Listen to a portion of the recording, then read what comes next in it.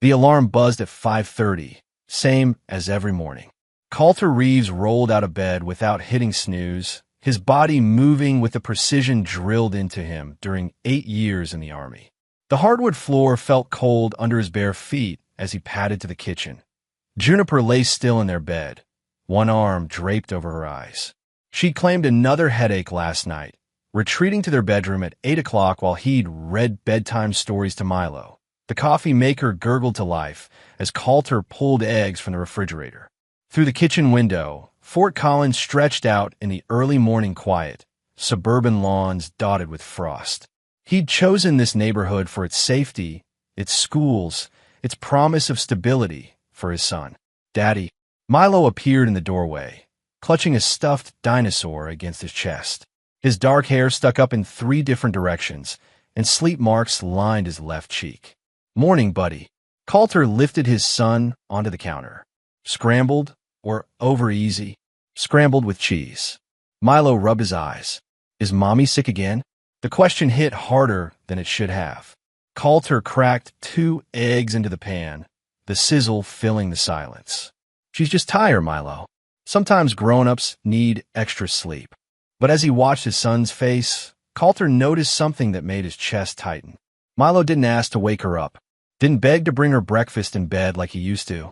The 5-year-old just nodded and swung his legs against the cabinet. When had that changed? Coulter slid the eggs onto a plate shaped like a truck and added 2 pieces of toast cut into triangles. "Want to help me pack your backpack?" They moved through their morning routine with practiced efficiency. Milo brushed his teeth while Coulter braided the boy's hair into a neat ponytail. They gathered homework, a juice box, and the lunch Coulter had prepared the night before. "Ready to go?" Coulter asked, keys in hand. Milo glanced toward the bedroom hallway. "Should we say bye to Mommy?" "She's sleeping. We'll see her after daycare." The drive to Little Sprouts Daycare took 12 minutes through residential streets lined with maple trees. Milo chatted about his friend Tyler's new bike and asked if they could visit the park this weekend. Normal 5-year-old conversation that should have felt routine. Instead, Coulter found himself analyzing every word. When had Milo stopped mentioning his mother in these morning talks? "Mr. Reeves?" Miss Carmen, Milo's teacher, approached as they walked toward the building. "Could I speak with you for a moment?" Coulter's muscles tensed. Something wrong. Not wrong exactly. She glanced at Milo, who'd spotted Tyler on the playground. "Milo, why don't you go play while I talk to your dad?" His son ran off without hesitation, and Coulter watched him tackle the slide with other kids his age. "He's been quieter lately," Miss Carmen said. "More clingy when you drop him off." "Has anything changed at home?" The question felt loaded. Coulter chose his words carefully. "My wife's been dealing with some health issues. Stress, fatigue. Nothing serious." Miss Carmen nodded, but her expression remained concerned. Young children pick up on tension, even when adults think they're hiding it. "If you need resources for family counseling or support groups, I have some recommendations." "Thanks. I'll keep that in mind." But as Coulter drove toward his auto repair shop, Miss Carmen's words echoed in his head. "More clingy when you drop him off. Quieter lately." What had Milo picked up on that Coulter himself was only starting to notice? Reeves Auto Service occupied a corner lot on College Avenue, its bay doors painted forest green and its sign hand-lettered in gold. Coulter had bought the struggling shop 3 years ago with his VA disability payments and turned it into one of Fort Collins' most trusted repair businesses. He'd just finished replacing brake pads on a Honda Civic when his phone rang at 2:15. "Coulter." Juniper's voice came through tight and panicked. "You need to come home. Now." His hand stilled on the wrench. "What happened?" "It's Milo. He burned his hand. I don't know what to do." The wrench clattered to the concrete floor. "How bad?" "Bad. The skin is all red and blistered. He's crying, and I can't make it stop." Coulter was already moving, wiping grease from his hands with a shop rag. "Where are you?" "At home." "Should I drive him somewhere?" "I don't know if I should move him." "Don't drive. I'm coming." He grabbed his keys and shouted to Pete, his mechanic. "Family emergency. Lock up if I'm not back." The drive home took 8 minutes that felt like an hour. Coulter's mind raced through possibilities, each worse than the last. Burns could be deceptive. What looked minor on the surface could cause serious damage underneath, that he found them in the living room. Milo sat on the couch with his left hand wrapped in a kitchen towel, tears streaming down his face. Juniper paced nearby, her hair pulled back in a messy bun and her yoga pants wrinkled. "Daddy!" Milo reached for him with his good hand. Coulter knelt and carefully unwrapped the towel. The burn covered the back of Milo's hand and extended up his wrist, the skin bright red with several blisters already forming. The pattern was distinct, too uniform for an accidental splash. "Tell me exactly what happened," Coulter said, keeping his voice calm. Juniper twisted her hands together. "He was washing up for lunch. I had the water running warm, and he must have turned it up somehow. I heard him scream and ran in, but the damage was already done." Coulter studied the burn pattern again. Something felt wrong, but Milo's pain took priority. "We're going to the hospital. Is that necessary? Maybe we could just put some ice on it." The suggestion made Coulter's jaw tighten. Never put ice on a burn. And yes, it's necessary. He wrapped Milo's hand in a clean, dry cloth and carried him to the truck. Juniper climbed into the passenger seat, fidgeting with her seat belt. "I feel terrible," she said as they pulled out of the driveway. "I should have been watching more carefully. Accidents happen." But even as he said it, Coulter couldn't shake the feeling that this was something else entirely. The Poudre Valley Hospital emergency room smelled like disinfectant and floor wax. Milo clung to Coulter's chest while they waited, his small body shaking despite the warm blanket a nurse had provided. Milo Reeves, a woman in scrubs, approached with a clipboard. "I'm Dr. Talia Monroe. Let's take a look at that hand." Dr. Monroe was younger than Coulter had expected, maybe early 30s, with intelligent brown eyes and graying temples that suggested experience beyond her years. She moved with the confident efficiency of someone who'd seen thousands of injuries. "Can you tell me what happened, Milo?" she asked as she carefully unwrapped his hand.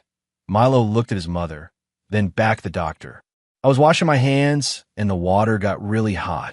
Dr. Monroe examined the burn under a bright light, her expression growing more serious.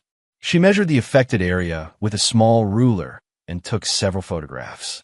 "Mr. and Mrs. Reeves, could I speak with you privately for a moment?" Juniper shifted in her chair. "Can we talk here? I don't want to leave him alone. The nurse will stay with Milo. This won't take long." They followed Dr. Monroe into a small consultation room.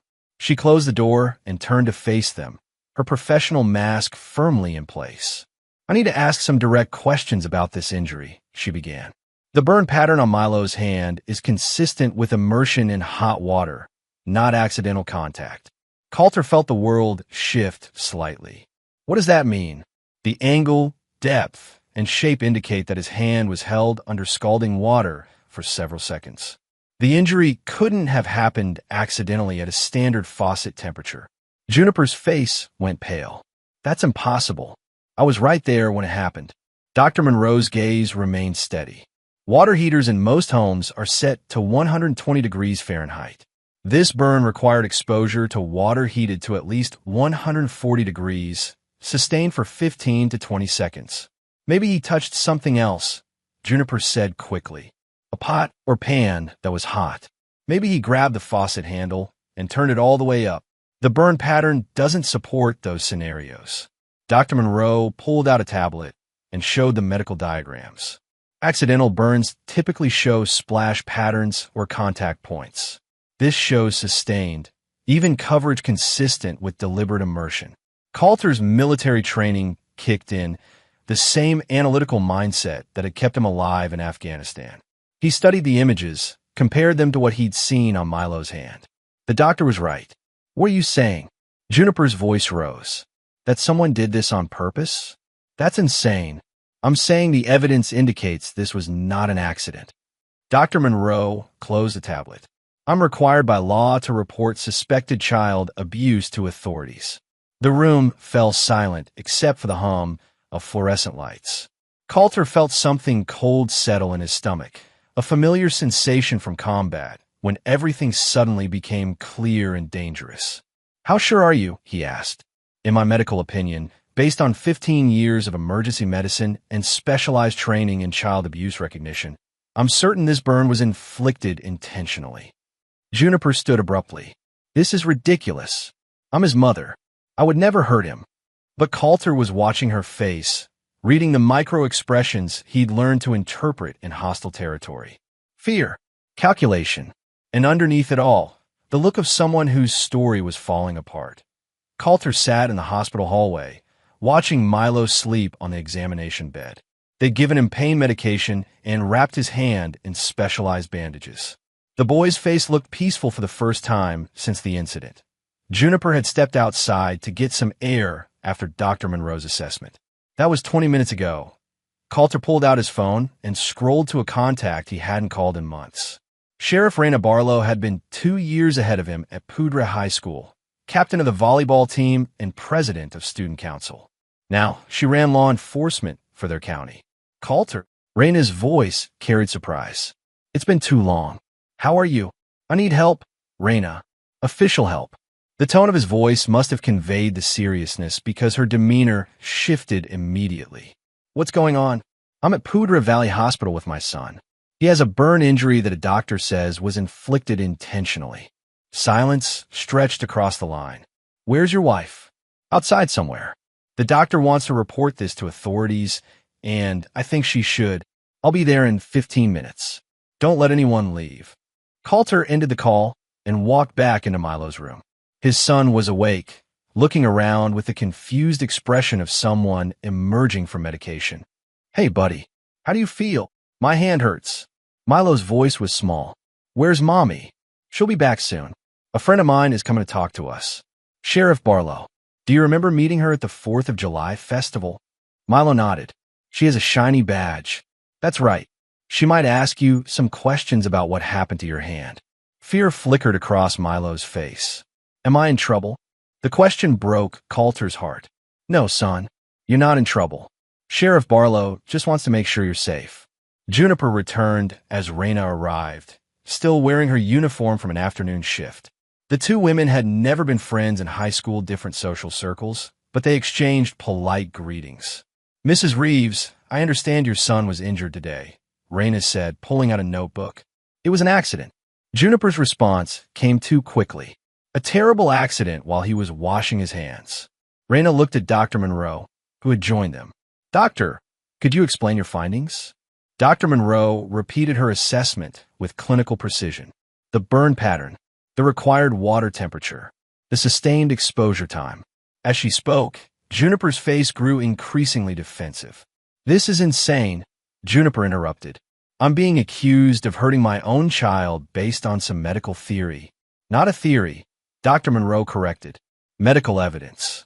Raina turned to Coulter. What did you observe when you arrived home? Coulter chose his words carefully. Milo was in obvious pain. The burn looked severe. My wife seemed upset and confused about what to do. Seemed upset. Juniper's voice sharpened. I was terrified. My child was hurt. Can I speak with Milo privately? Raina asked. Absolutely not. Juniper moved closer to the bed. He's been through enough trauma for one day. It's okay, Coulter said quietly. Milo, Sheriff Barlow wants to ask you about your hand. Will you talk to her? Milo looked between his parents, sensing the tension but not understanding it. Okay. Raina arranged for a child psychologist from the hospital's staff to sit in on the interview. They moved to a family consultation room decorated with bright colors and children's books. Coulter and Juniper waited in the hallway. The silence between them felt charged with electricity. I can't believe you're letting them do this, Juniper said finally. Do what? Find out what happened to our son. You know what happened. I told you what happened. Coulter studied his wife's face. Did you? The interview lasted 30 minutes. When they emerged, Raina's expression was grim. She approached Coulter and spoke quietly. We need to talk. All of us. They returned to Milo's room, where the boy was coloring in a book the child psychologist had given him. He looked up when they entered. I drew a picture for you, Daddy. He held up a crayon drawing of 3 stick figures under his son. That's you, me, and Mommy. It's beautiful, buddy. Raina waited until Milo was absorbed in his coloring again before speaking. Milo told us some things that concern me. Juniper's hands clenched. He's 5 years old. Children that age have vivid imaginations. He said his mommy told him not to tell anyone about his hand, or he would go away forever. The words hung in the air like smoke. Coulter felt something inside him crack. A foundation he'd built his life on suddenly revealed as rotten underneath. "That's not true," Juniper said, but her voice lacked conviction. He also said the water was really, really hot and that Mommy was holding his hand when it happened. Children exaggerate. They don't understand. Mrs. Reeves, Raina, interrupted. "I've been doing this for 12 years. I know the difference between a child's imagination and a child reporting abuse." Coulter looked at his son, bent over his coloring book, and made a decision that would change everything. "I want to know the truth," he said. "Whatever it takes." The house felt different when they returned from the hospital. Coulter carried a sleeping Milo to his bedroom, while Juniper went straight to their room, claiming another headache. The silence that followed was loaded with unspoken accusations and crumbling trust. Coulter sat in his living room at midnight, staring at the family photos that lined the mantel. Wedding pictures, Milo's first steps, Christmas mornings. All of it felt like evidence from someone else's life. His phone buzzed with a text from Raina. "CPS will investigate. Don't confront her directly. Document everything. Document everything." The phrase echoed in his head as he looked around the room. How do you document a feeling? The growing sense that the woman you married was wearing a mask. The next morning followed the same routine, but everything felt amplified. Juniper stayed in bed while Coulter made breakfast. Milo's bandaged hand made simple tasks difficult, and Coulter found himself doing things his son usually managed alone. "Does it hurt a lot?" Coulter asked, helping Milo button his shirt. "Not as much as yesterday." Milo looked toward the bedroom. "Is Mommy still sick?" "Yeah, buddy. She's still sick." At daycare, Miss Carmen took one look at Milo's bandages and pulled Coulter aside again. "What happened?" "Burn injury. We spent yesterday at the hospital." Her expression grew concerned. "And his mother?" "She's dealing with it in her own way." Miss Carmen nodded slowly. "Coulter, I've been working with children for 15 years. If you need support resources or someone to talk to, please don't hesitate to ask." Driving to the shop, Coulter made a decision. He needed help, but not the kind Miss Carmen was offering. He needed someone who understood tactics, surveillance, and how to gather evidence without alerting the target. He called Reese Gallagher from his truck. "Coulter, how's civilian life treating you?" "I need a favor, Reese." "A big one." Reese had served 2 tours in Afghanistan as a communications specialist before returning to Colorado Springs to raise his 2 daughters. He worked private security now, but his military skills remained sharp. "Name it." "I think my wife hurt my son. I need to prove it." The line went quiet for a moment. "Are you sure?" "Medical evidence says yes."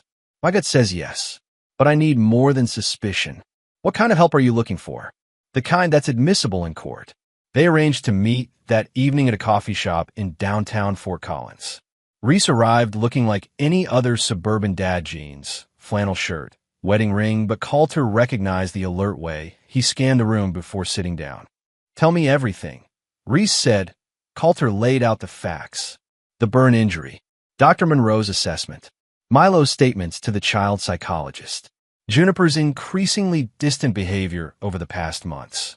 "You want surveillance," Reese said when he finished. "I want the truth. Those might be the same thing." Reese leaned forward. "But if you're wrong about this, if she's innocent, this kind of surveillance could destroy your marriage." "If I'm right about this, my marriage is already destroyed." Reese studied his face for a long moment. "Okay, but we do this right. Legal. Admissible. No shortcuts." They spent the next hour planning. Reese would install small, wireless cameras in common areas of the house: living room, kitchen, Milo's bedroom. Colorado was a one-party consent state for audio recording, meaning Coulter could legally record conversations he was part of. Video surveillance in his own home was completely legal. "The key is placement," Reese explained. "Hidden but with clear sight lines. And never in private areas like bedrooms or bathrooms where there's an expectation of privacy." "How long before you can set it up?" 2 days. I need to order the right equipment. Professional grade, not some nanny cam from a big box store. As they prepared to leave, Reese grabbed Coulter's arm. "One more thing. Once we start this, you can't change your mind halfway through. If the cameras catch something bad, you'll have to act on it. Are you prepared for that?" Coulter thought about Milo's bandaged hand, about the fear in his son's eyes when discussing his mother. Yeah, I'm prepared. 3 days later, Reese finished installing the surveillance system, while Juniper was at what she called a therapy appointment, and Milo was at daycare. The cameras were nearly invisible, one disguised as a smoke detector in the living room, another built into a picture frame in the kitchen, a third hidden in a stuffed animal in Milo's room. Their motion activated and upload to a secure cloud server. Reese explained, showing Coulter the app on his phone. You can monitor in real time or review footage later. Battery life is about 2 weeks. What if she finds them? She won't. These are military grade. I used similar setups in Kandahar. The first day yielded nothing unusual. Juniper moved through the house, like always making coffee, scrolling through her phone, watching television. She seemed tired and distracted, but not dangerous. The second day was different. Coulter was at the shop when his phone buzzed with a motion alert from the kitchen camera. He opened the app and watched Juniper preparing lunch for Milo, who had just returned from morning daycare. I want peanut butter and jelly, Milo said, climbing onto his usual chair. You'll eat what I make. Juniper's voice carried an edge that made Coulter's muscles tense. But I don't like tuna fish. I don't care what you like.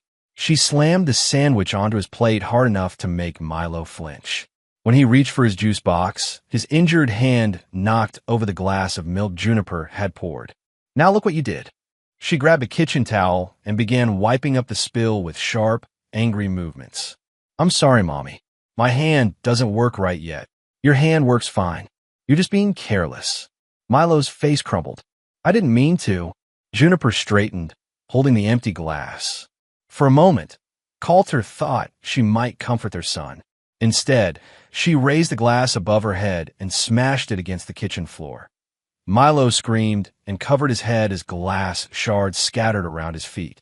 Now look what you made me do, Juniper said, her voice deadly calm. Clean it up. I can't reach. I said clean it up. Coulter was halfway to his truck before the footage ended. He called Juniper from the road. Hey, she answered, sounding perfectly normal. What's up? Just checking in. How's Milo doing? He's fine. Taking a nap. In the background, Coulter could hear the sound of a vacuum cleaner. Why? No reason. I'll be home in an hour. Okay. Love you. The casual lie came so easily it made Coulter's skin crawl. He drove home in a fog of rage and disbelief, reviewing every interaction he'd had with Juniper over the past year. How many other incidents had there been? How long had this been going on? When he arrived, the kitchen was spotless. Milo sat on the couch watching cartoons, his feet not quite touching the floor. Hey, buddy. How was lunch? Good. Milo didn't look away from the television. Juniper emerged from the bedroom, wearing fresh clothes and a bright smile. You're home early. Slow day at the shop. Coulter knelt beside his son. What did you have for lunch? Tuna fish sandwich. Milo's voice was flat, mechanical. That sounds good. Did you and Mommy have a nice time? Before Milo could answer, Juniper interrupted. He spilled some milk, but we cleaned it up. No big deal. Coulter looked at his wife, really looked at her, and saw a stranger wearing Juniper's face. That night, after Milo was asleep, Coulter reviewed more footage on his laptop. Day 3 showed Juniper talking on the phone while Milo played in his room. She kept her voice low, but the audio was clear enough. I can't do this much longer, she said. He's always here, always needing something. I feel like I can't breathe. A male voice responded, but the audio was too faint to make out words. No, Coulter doesn't suspect anything. He thinks I'm just stressed. She laughed, but the sound was bitter. He's so focused on being the perfect father, he doesn't see what's right in front of him. More inaudible response. I know what we talked about, but this is harder than I thought it would be. The kid never shuts up, never gives me a moment's peace. Coulter's hands tightened on the laptop. Who was she talking to? The conversation continued for another 10 minutes, but Juniper moved around the house, making it impossible to capture the other person's voice clearly. When she hung up, she walked to Milo's bedroom and stood in the doorway for a long moment, watching him sleep. The expression on her face made Coulter's blood run cold. Coulter spent the next morning researching everything he could about his wife's past. They'd met 4 years ago at a veteran support group. where Juniper volunteered. She told him she was taking a break from college to figure out her direction in life, that she'd grown up in Denver with loving but overprotective parents. Now he wondered how much of that story was true. He started with social media, something he never thought to investigate before marriage. Juniper's Facebook account went back only 5 years and contained mostly generic posts about coffee, sunsets, and inspirational quotes. No tag photos with childhood friends. No family gatherings. No college memories. A reverse image search on her profile photos led him to a LinkedIn account under a slightly different name, Juniper M. Reeves instead of Juniper Marie Reeves. That account had been deleted, but cached versions showed employment history at several retail jobs in different Colorado cities over the past decade. Why would she have multiple versions of her own name? Coulter called in sick to work and drove to Denver. Juniper had mentioned a childhood friend named Amara Rowe, someone she'd lost touch with after college. It took 3 hours and visits to 2 coffee shops in the Cherry Creek neighborhood before he found an Amara working as a manager at a boutique gallery. "Excuse me, are you Amara Rowe?" She looked up from inventory sheets, a woman about Juniper's age with short auburn hair and suspicious green eyes. "Who's asking? My name is Coulter Reeves. I'm married to Juniper Marie. She mentioned you were friends growing up." Amara's expression shifted from suspicion to something harder to read. "Juniper's married? For years ago. We have a son together." "A son?" Amara set down her clipboard. "And she sent you to find me?" "Not exactly. I'm trying to understand some things about her past." Amara studied his face for a moment. "Are you a cop?" "No, I'm a veteran. I own an auto repair shop in Fort Collins." "But you're investigating your own wife." The blunt statement hung between them. Coulter made a decision to trust this stranger with the truth. "I think she hurt our son. I need to understand who I'm married to." Amara was quiet for a long moment. Then she walked to the gallery's front door and flipped the sign to closed. "We need to talk," she said. "And you're not going to like what I have to tell you." They sat in the gallery's back office, surrounded by crated paintings and the smell of coffee. Amara spoke slowly, choosing her words with care. "Juniper and I were roommates at CU Boulder for 2 years. Best friends, or so I thought." "What happened?" "She happened." Amara pulled out her phone and scrolled through old photos. "Look at this." The image showed Amara and Juniper at what looked like a college party. Both were smiling, arms around each other. But something in Juniper's expression reminded Coulter of the way she'd looked watching Milo sleep. She was charming at first. Funny, supportive, always there when you needed her. But slowly, she started cutting me off from other friends.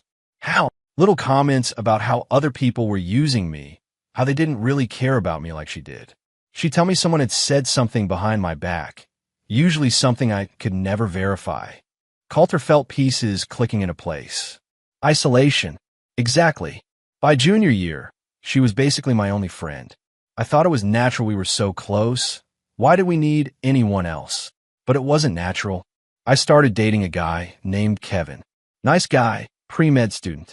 Juniper hated him from day one. She'd find reasons why we couldn't hang out when he was around. She'd get sick or have emergencies whenever I had plans with him. Amara pulled up another photo herself with a young man who had kind eyes and an easy smile. One night, Kevin told me he was concerned about Juniper's behavior.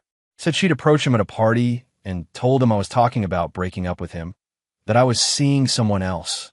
Was any of that true? None of it. But when I confronted Juniper, she broke down crying. Said Kevin was trying to turn me against her, that he was jealous of our friendship. She was so convincing, so hurt. You believed her. I did, and I broke up with Kevin that week. Amara's voice grew bitter. Worst decision I ever made. What happened after that? Things got stranger. Juniper would borrow my car and return it with the gas tank empty. She'd use my credit card for small purchases and always pay me back, but it felt like she was testing boundaries. Coulter thought about their joint bank account, how Juniper handled most of their household expenses. He'd never questioned her spending because she was careful with money, never extravagant. Senior year, I started noticing things missing from our apartment. Small things at first: jewelry, books, a sweater I loved. When I'd ask about them, Juniper would help me look, but we never found anything. She was stealing from you. I think so, but I couldn't prove it. and she was so helpful in the searches that I started doubting myself. Amara stood and walked to a small refrigerator, pulling out 2 bottles of water. She handed one to Coulter and took a long drink before continuing. The breaking point came during finals week. I caught her going through my laptop while I was in the shower. What was she looking for? Personal emails, diary entries I kept in a password-protected file. She claimed she was just checking her own email because her laptop was broken, but she was clearly reading my private stuff. What did you do? I told her to move out. The lease was in my name, so I had the right. She completely lost it, screaming, crying, accusing me of abandoning her when she needed me most. Amara paused, and Coulter could see the memory still caused her pain. She left that night, but not before telling me that Kevin had been right about her all along, that she'd been protecting me from my own stupidity. Did you ever see her again? Once, about 6 months after graduation. I was working a restaurant in Boulder, and she came in with some guy I didn't recognize. She acted like we were still best friends, introduced me to her boyfriend like nothing had ever happened. Do you remember the guy? Not his name, but he gave me the creeps. Older, maybe early 30s.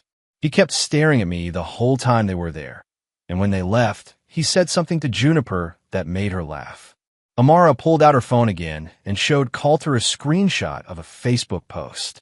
I took this picture that night just because it was so weird seeing her again. The image was grainy, clearly taken from across a restaurant, but Coulter could make out Juniper sitting across from a man with dark hair and intense eyes. I tried to stay in touch after that, sent her a few messages on social media, but she never responded. A few months later, all her accounts were deleted. Have you heard from her since? Not directly, but I have a friend who works for a property management company in Denver. She told me Juniper had applied for an apartment using me as a reference about 2 years ago. Did your friend call you? No, she just mentioned it in passing. Said the application was weird because it listed me as a character reference, but didn't include my contact information. Coulter felt a chill run down his spine. So Juniper was using your name, but making sure no one could actually reach you. That's what it sounded like. My friend said the application was ultimately rejected for insufficient income verification. They sat in silence for a moment, the weight of Amara's story settling between them. There's one more thing, Amara said finally. About her family. What about them? She told you they were loving but overprotective, right? Coulter nodded. She told me they were emotionally abusive and controlling. Said her father was an alcoholic, and her mother was so focused on keeping him happy that she ignored Juniper's needs. Those are completely different stories. Exactly. And I never met them, even after 2 years of friendship. She always had excuses for why family visits or holidays couldn't include me. Amara leaned forward, her expression serious. Coulter, I've spent 4 years wondering if I was crazy, if I'd imagined how bad things got with Juniper. But hearing that you're investigating her for child abuse, it all makes sense now. What do you mean? The manipulation, the lies, the way she could make you doubt your own memory and instincts. She's not just difficult or troubled. She's dangerous. Coulter thought about Milo's burn, about the glass shattered on the kitchen floor, about the phone conversation he'd overheard. Do you remember the name of her last boyfriend before me? The one who moved away? Amara thought for a moment. David something? David Shun, maybe? I remember he was a graduate student at CSU, studying environmental science. Did she ever mention why they broke up? She said he was possessive and jealous, that he tried to control who she could spend time with. Amara's expression darkened. Sound familiar? It did. The same pattern, repeated with different victims. As Coulter prepared to leave, Amara grabbed his arm. Be careful, she said. I don't know what Juniper is capable of now, but the woman I knew in college, she was capable of anything if it got her what she wanted. And what did she want? Control. Complete control over everyone around her. Driving back to Fort Collins, Coulter made a mental list of everything he needed to verify. David Chen's story. Juniper's real family background. The identity of the man she'd been talking to on the phone. But first, he needed to make sure Milo was safe. That evening, Coulter waited until Juniper was in the shower before calling Reese from the garage. I need you to run a background check, he said without preamble. On who? My wife. Real name might be Juniper Marie Webb or Juniper M. Webb. I'm starting to think everything she's told me about her past is a lie. That's going to take some time. Professional background checks are thorough. How long? 2 days, maybe 3. What brought this on? Coulter told him about the conversation with Amara, about the inconsistencies in Juniper's stories. She mentioned an ex-boyfriend named David Chun, graduate student at CSU in environmental science. Can you find him? Probably. What do you want to know? Why he filed a no-contact order? Reese was quiet for a moment. Coulter, if this woman is as manipulative as you're describing, she's going to figure out you're investigating her eventually. I know. Do you have a plan for when that happens? Coulter looked through the garage window at his house, where warm light glowed in the kitchen windows. Somewhere inside, his 5-year-old son was getting ready for bed, trusting the adults around him to keep him safe. I'm working on it. The next morning brought a breakthrough in an unexpected form. Coulter was reviewing the previous night's surveillance footage when he caught something he'd missed before. Juniper had made another phone call, this time while Milo was asleep, and she thought Coulter was working late. She'd used the landline in the kitchen instead of her cell phone, and the camera angle allowed him to see the number she'd dialed.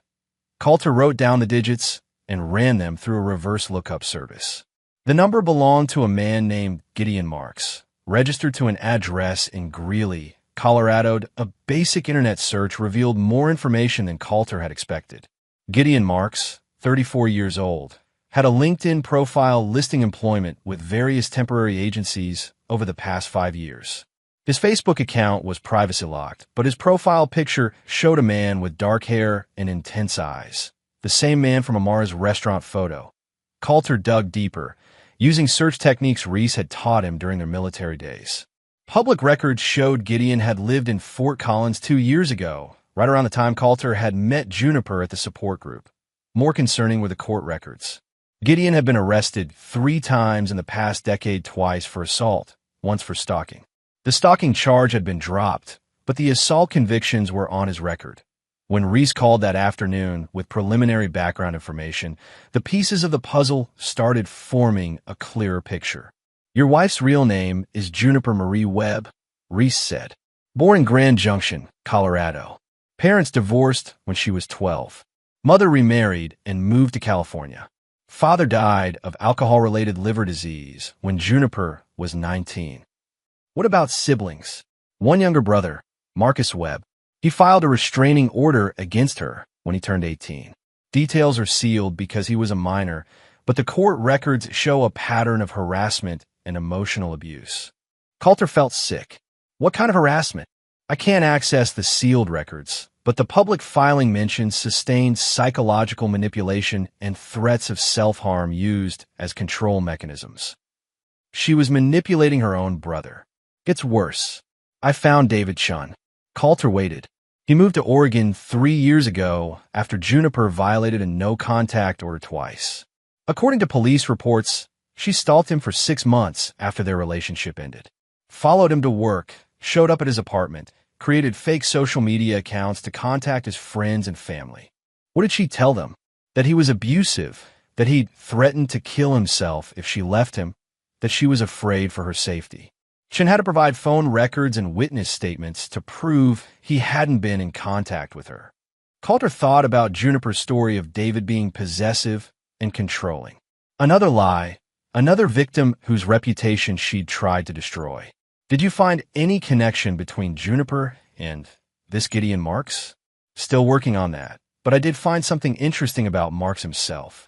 He's been in court-ordered therapy for anger management and impulse control. Guess where he attended group sessions? The same support group where Juniper volunteered. Bingo.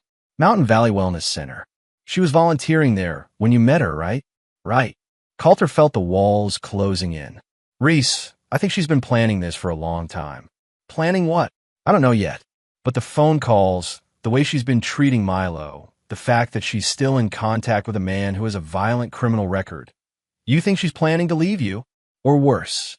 That evening, Coulter pretended to work late while monitoring the house cameras from his truck parked down the street. At 9:30, a sedan pulled into his driveway. Gideon Marks got out and walked to the front door like he'd done it 100 times before. Coulter's phone buzzed with a motion alert from the living room camera. He opened the app and watched his wife let another man into their home while their son slept upstairs. They embraced like lovers. The footage of Gideon entering his house was damning, but Coulter needed more than evidence of an affair to protect his son.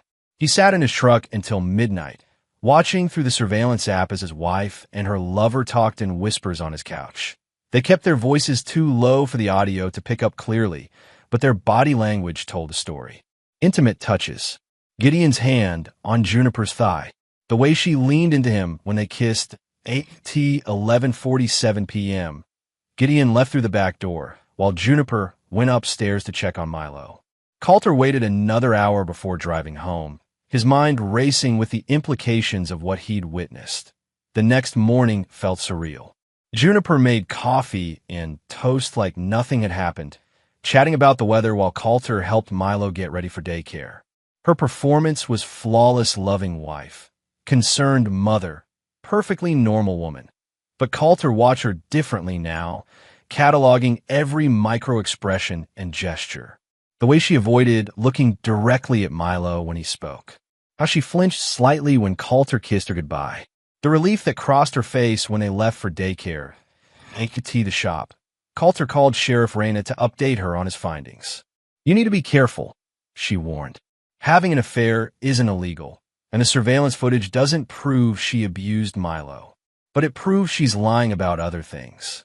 In court, that would be character evidence at best. You need something more direct." "Like what?" "Video of actual abuse. Recorded threats. Medical evidence of additional injuries." Coulter felt frustrated by the legal system's requirements, but he understood Reyna's position. Suspicion wasn't enough to remove a child from his mother's custody. What about the burn incident? Dr. Monroe's assessment. That's good evidence, but it's not conclusive on its own.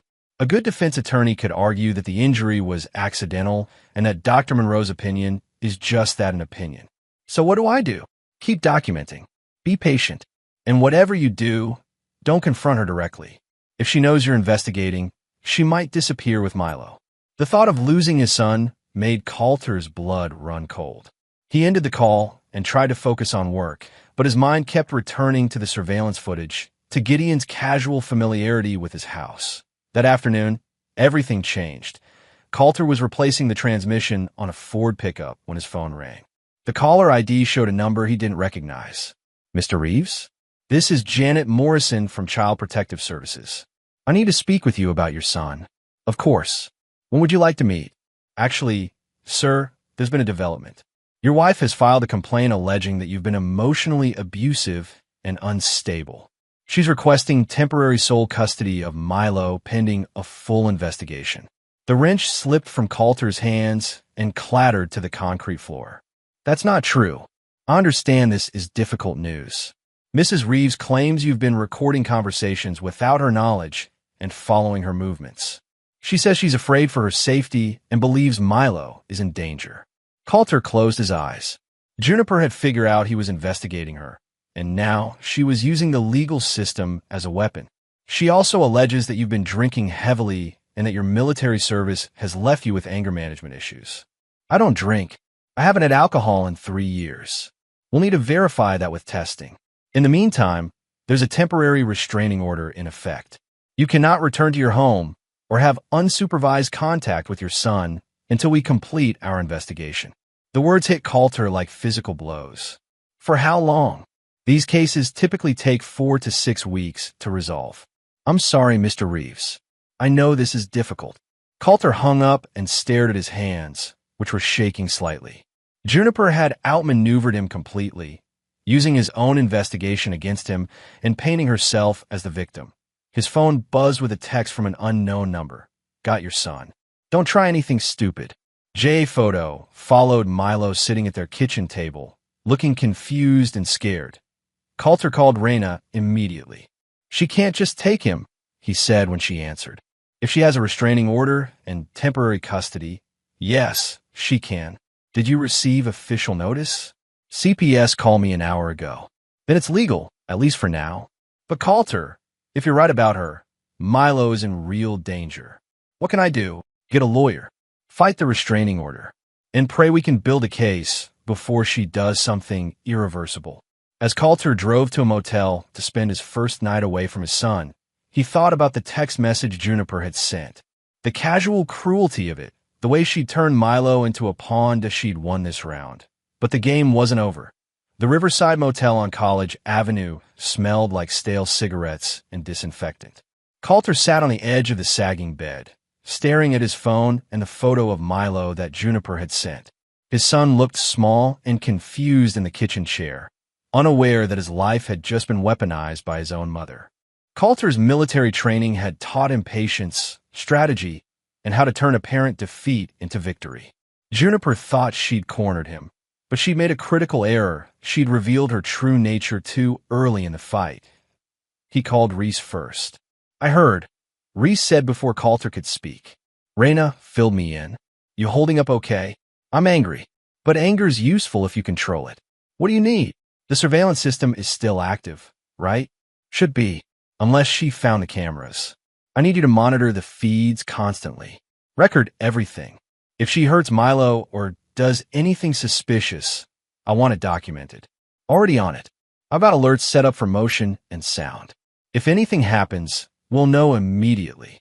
Coulter felt a small measure of relief. "What about the background check on Gideon?" "Still digging, but I found something interesting. He was arrested 2 months ago in Greeley for domestic violence. Charges were dropped when his girlfriend refused to testify. Same pattern as with Juniper's brother." "Exactly. This guy has a history of violence, and your wife is giving him access to your son." The thought made Coulter's jaw clench. "I need a lawyer. Someone who specializes in family law and child custody. I know someone. Sarah Mitchell. She's expensive, but she's the best in the state for situations like this." 20 minutes later, Coulter was sitting in Sarah Mitchell's downtown office, explaining his situation to a sharp-eyed woman in her 50s who took notes on a legal pad. "The surveillance footage is good," she said when he finished, "especially the evidence of the affair and the violent behavior toward your son. But the fact that you installed cameras without her knowledge will be problematic. It was legal. Colorado is a one-party consent state. For audio, yes. Video surveillance in your own home is also legal. But family court judges don't always follow the same rules as criminal court. Some will view it as a violation of marital trust." Coulter felt frustrated. "So, the evidence might not be admissible. It depends on the judge and how we present it. If we can show that the surveillance was necessary to protect your son from imminent harm, most judges will allow it. What about her filing false accusations? That's actually good for our case. If we can prove she lied about your behavior, it establishes a pattern of deception and manipulation." Sarah leaned back in her chair. "Mr. Reeves, I'm going to be blunt. Your wife appears to be a sociopath who's using the legal system to maintain control over her victim, your son. These cases are winnable, but they require patience and perfect execution. How long? 2 weeks minimum to file our response and request emergency custody modification. For weeks to get a hearing date. During that time, we need to build an airtight case. What about Milo's safety? That's the risk we face. But if we move too quickly or make mistakes, we could lose permanently." Coulter left the lawyer's office feeling like he was trapped in a chess game where his opponent was always 3 moves ahead. But as he drove back to the motel, a plan began forming in his mind. Juniper thought she'd isolated him, but she'd actually given him an advantage. If she believed he was neutralized, she might get careless. And if Gideon was as volatile as his criminal record suggested, pressure might cause him to make mistakes. That evening, Coulter called Reyna with a proposition. "I want to bait them into revealing their true plan," he said. "How?" "I'm going to pretend to accept defeat. Let them think they've won completely. That's dangerous. If they believe you're not a threat, they might escalate their behavior toward Milo. Or they might get overconfident and reveal what they're really planning." Reyna was quiet for a moment. "What do you need from me?" "Official cooperation. When this goes down, I want law enforcement ready to move immediately." "You think they're planning something specific?" "I think Juniper wants to disappear with Milo, probably with Gideon. The custody fight is just a way to buy time and establish legal cover. Based on what evidence?" "Her pattern of behavior.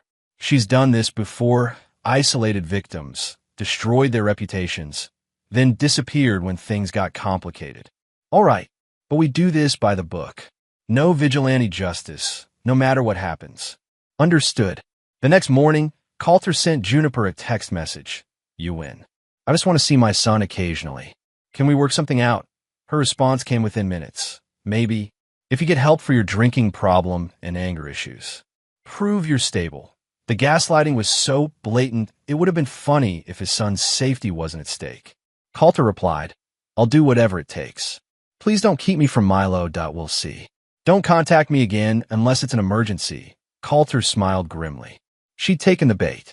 Now he just had to wait for her to get comfortable enough to make a mistake. 3 days of surveillance yielded routine footage Juniper taking Milo to daycare, shopping for groceries, maintaining the facade of normal single motherhood. But on Thursday evening, everything changed. Coulter was monitoring the feeds from his motel room when Gideon's car pulled into the driveway at 8:15 p.m. This time, instead of parking on the street and sneaking in the back door, he walked boldly to the front entrance. Milo was at daycare's extended care program until 9 o'clock, giving them almost an hour alone in the house. The living room camera captured their conversation with perfect clarity. Any word from your husband? Gideon asked, settling onto the couch like he owned it. Just pathetic text messages begging to see Milo. Juniper poured 2 glasses of wine. He's completely broken. Good. The restraining order was a smart move. I learned from the best. She handed him a glass and sat beside him. David Chun tried to fight me in court. Look how that turned out. They touched glasses in a toast, and Coulter felt sick watching them celebrate his son's pain. How much longer do we need to keep this up? Gideon asked. The custody hearing is in 3 weeks. Once I have sole legal custody, we can move forward with the plan. And if the judge doesn't rule in your favor? Juniper's expression hardened. Then we go to plan B, which is Coulter has an unfortunate accident. Grief-stricken widow moves away with her son to start fresh somewhere new. The words were spoken so casually that Coulter almost didn't register their meaning. Then the full impact hit him. His wife was planning to kill him. You think you could go through with that? Gideon asked. After what I did to Marcus, this would be easy. Juniper took a sip of wine. My brother was so broken by the time I was finished with him, he didn't even fight the restraining order. He just wanted me gone. What about the kid? Milo's going to be a problem as he gets older. Juniper was quiet for a moment, swirling wine in her glass. Children are resilient. They adapt. And if he doesn't? She shrugged. Accidents happen.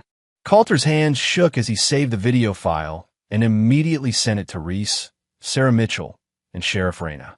The conversation continued for another 20 minutes, with Juniper and Gideon discussing logistics, how to make Coulter's death look accidental, where they would go afterward, how to ensure Milo never remembered his father clearly enough to cause problems.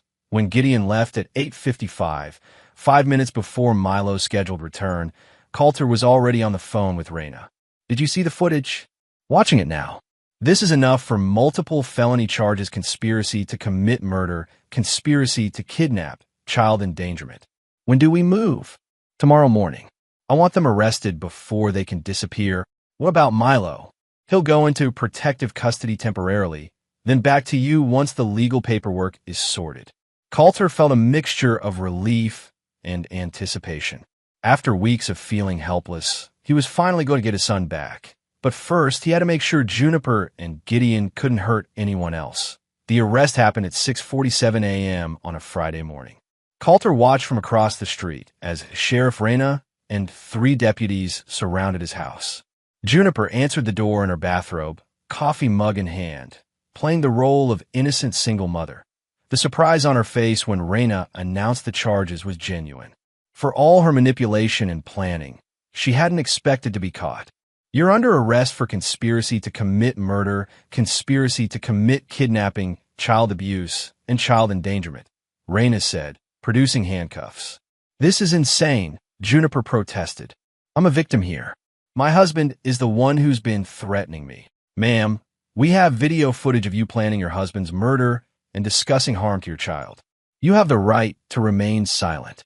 As they led Juniper to the patrol car, Coulter saw Milo's face pressed against the upstairs window. His son looked terrified and confused, and Coulter's heart broke knowing the boy didn't understand what was happening, that a social worker named Patricia Vance took custody of Milo while the legal process played out. She was a kind woman in her 60s who specialized in trauma cases involving young children. "He's going to need therapy," she told Coulter at the temporary custody hearing. Children who witness domestic violence often have lasting psychological effects. "Whatever he needs," Coulter said. "I just want him safe." The hearing took place in a sterile conference room rather than a formal courtroom. Judge Helen Morrison reviewed the evidence, the surveillance footage, medical record from Milo's burn injury, Dr. Monroe's assessment, and Juniper's recorded confessions. "This is one of the most disturbing cases I've seen in 20 years on the bench," Judge Morrison said. "Mrs. Reeves, your behavior toward your child and your husband represents a clear and present danger to their safety." Juniper sat beside her court-appointed attorney, maintaining her innocent expression even as the evidence mounted against her. She'd refused to take a plea deal, insisting that the surveillance footage was fabricated and that Coulter had staged everything to frame her. "The medical evidence alone is damning," Judge Morrison continued. "Dr. Monroe's assessment clearly indicates deliberate abuse. Combined with the video evidence of violent behavior and recorded threats, this court has no choice but to grant full custody to Mr. Reeves and recommend criminal prosecution." Coulter felt relief wash over him, but it was tempered by the knowledge that the criminal trial was still ahead, that Gideon's arrest had been more dramatic. When deputies arrived at his Greeley apartment, he tried to run and was tackled in the parking lot.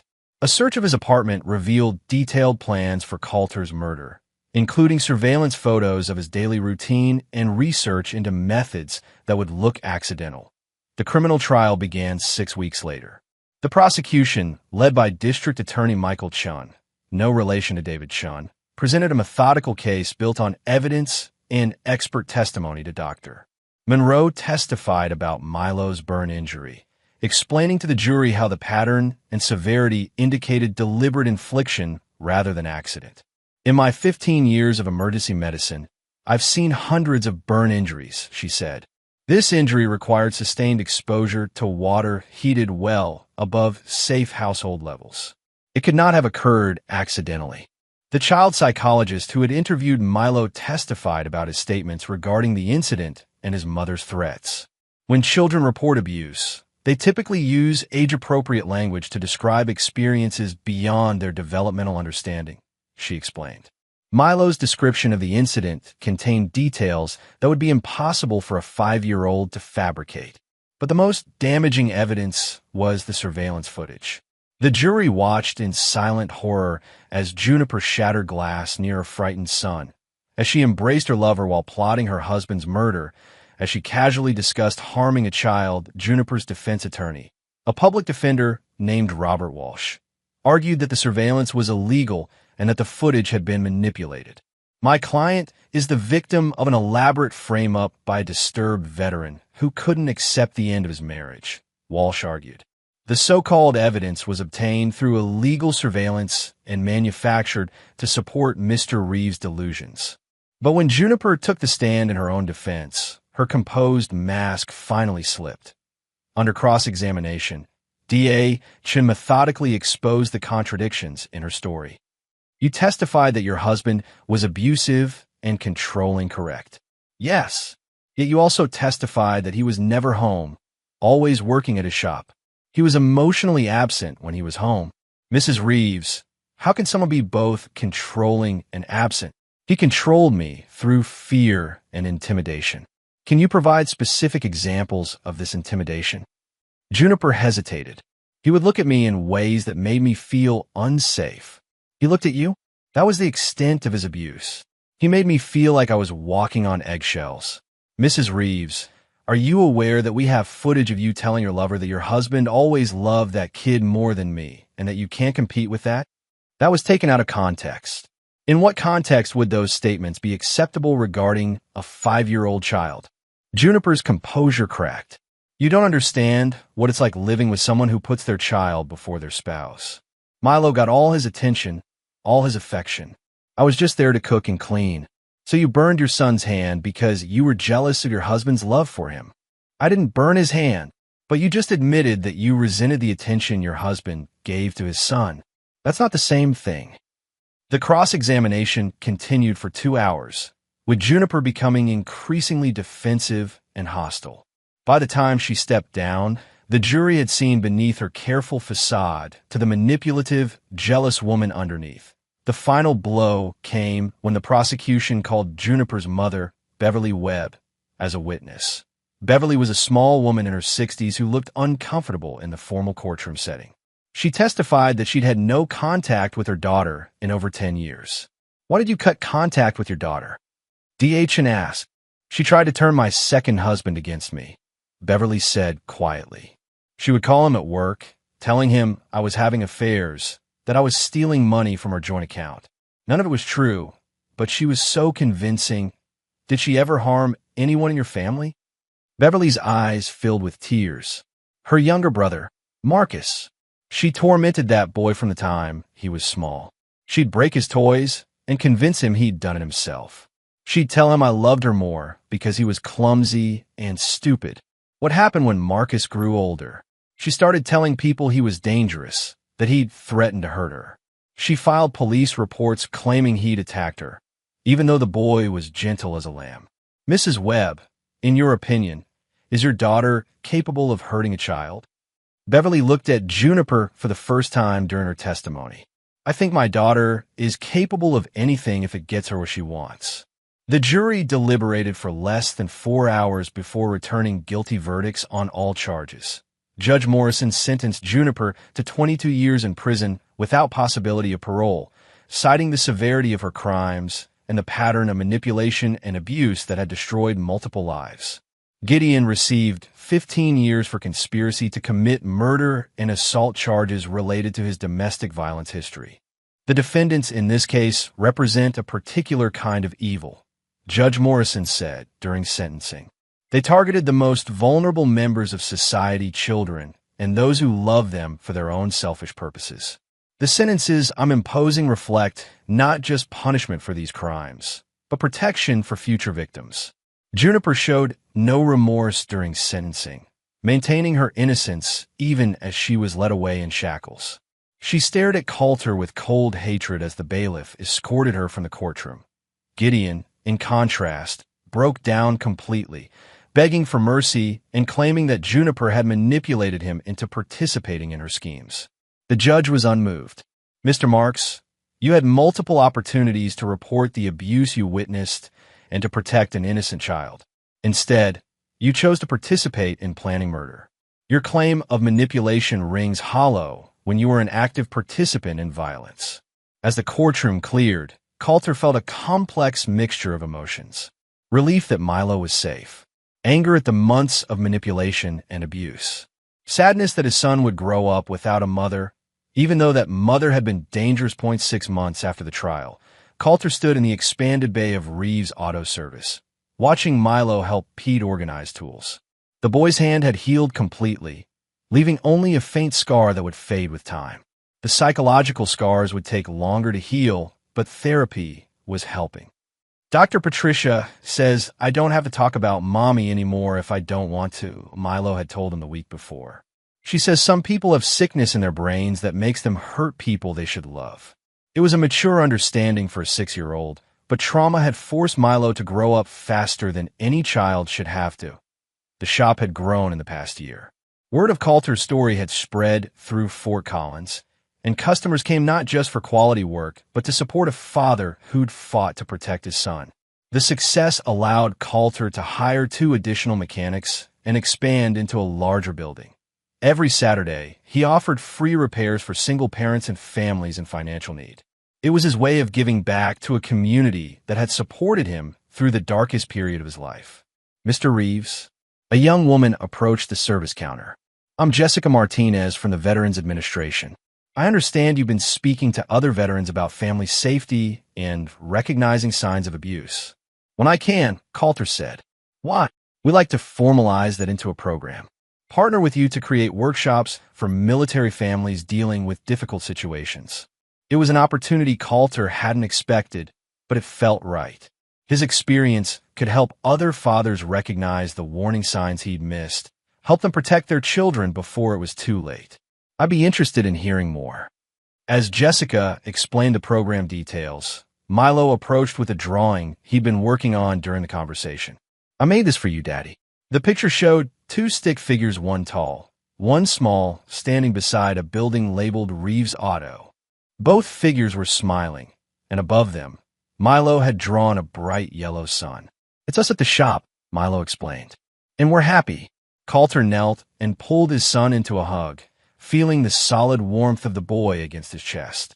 They'd survived something that should have destroyed them, and they'd come out stronger. "Yeah, buddy, we're happy." 1 year later, Coulter and Milo stood at the edge of Carter Lake, the same spot where they used to come for weekend fishing trips before Juniper had entered their lives. The water was calm, reflecting the autumn sky like a mirror. Milo cast his line into the water with the concentration of someone who'd been practicing. At 7 years old, he was confident and curious again, the fearful child from the hospital replaced by a boy who knew he was safe and loved. "Daddy, do you think Mommy will ever come back?" Milo asked, not looking away from his fishing line. It was a question he asked less frequently now, but it still came up occasionally. Dr. Patricia had prepared Coulter for it, explaining that children needed to process loss and abandonment at their own pace. "Not in our story, Milo. Our story moves forward." Milo nodded, accepting the answer as he always did. "Will you tell me about her someday? When I'm older. If you want to know, I'll tell you the truth. But that's your choice to make." They fished in comfortable silence for a while, father and son enjoying the peace of an autumn morning. The lake stretched out before them, wide and open and full of possibility. When they packed up their gear and walked back toward the truck, Milo slipped his hand into Coulter's, a gesture of trust and love that never failed to fill Coulter's heart with gratitude. They had survived the darkness and found their way back to the light. Together, they were building something new, something clean and honest and strong. Something Juniper could never touch or destroy. Yes, they drove home through the Colorado morning, Milo chattering about school and friends and weekend plans. Coulter felt the quiet satisfaction of a man who had faced the worst and protected what mattered most. They were free.